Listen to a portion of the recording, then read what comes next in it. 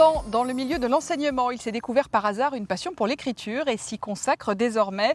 Il a même reçu en 2020 le prix des lecteurs du meilleur polar Point et le prix du roman noir des bibliothèques et médiathèques du Grand Cognac. Bonsoir à tous, ravi de vous retrouver pour cette nouvelle cabine de page. Bonsoir Christian Blanchard, merci d'avoir accepté notre invitation. C'est moi qui vous remercie.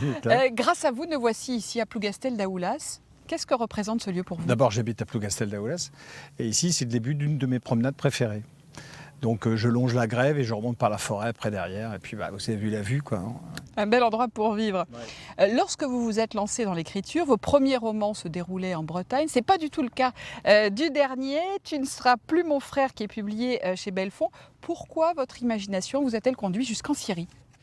Alors la Syrie, en fin de compte, j'avais suivi la guerre civile syrienne un peu comme tout le monde, assis dans son fauteuil devant les télévisions, enfin les chaînes d'information en continu.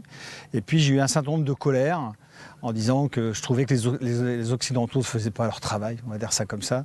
Ils avaient promis des choses qui n'avaient pas eu lieu. Et puis à un moment, j'ai vu un reportage qui m'a un peu interpellé. Je me dis ça serait quand même intéressant que je puisse écrire sur ce sujet-là, mais en prenant un des personnages qui est de l'intérieur. C'est-à-dire, je ne suis pas un journaliste qui va voir ce qui se passe, mais je prends un personnage de l'armée syrienne libre qui va vivre de l'intérieur ce que nous, on a vécu assis dans notre chaise, quoi. De ces reportages à l'écriture du livre, il y a eu un gros travail de documentation? Alors, je crois jusqu'alors, c'est le livre où j'ai le plus investi en amont.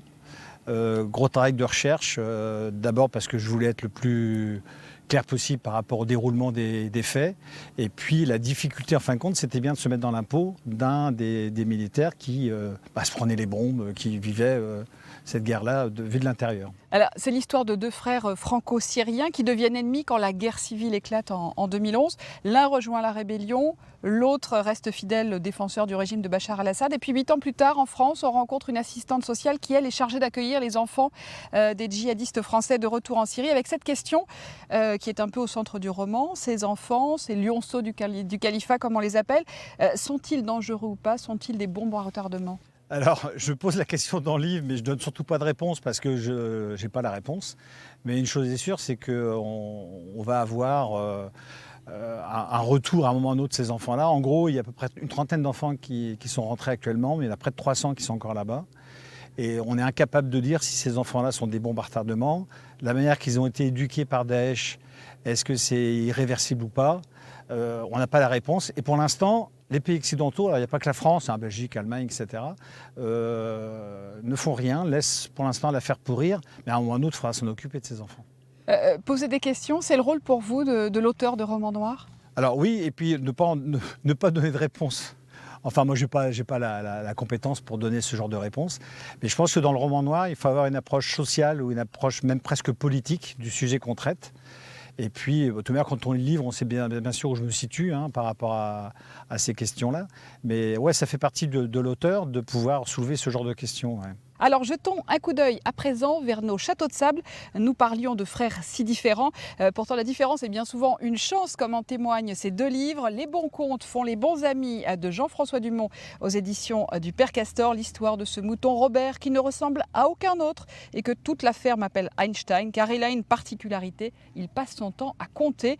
Une lubie qui va finir par l'isoler du troupeau mais qui va finalement aussi tous les sauver. Quand la différence est salutaire, c'est aussi le message d'Alfred qui a un fabuleux pouvoir, une imagination débordante. Je ne m'appelle pas Alfred. En fait, Alfred est un alpiniste incroyable ou alors il est Xélon Sibérion, le chevalier intergalactique ou le professeur Pet au casque avec les illustrations toujours fabuleuses de la rennaise Aurélie Guilleret et les textes de Ben Manley. C'est chez Little Urban. C'est le moment de récupérer dans mon sac la carte postale virtuelle qui nous est adressée chaque semaine par un libraire de la région. Celle-ci nous vient de Rennes, de la librairie Tibulle, tome 2. Et c'est Frédéric Laurent qui nous adresse son coup de cœur.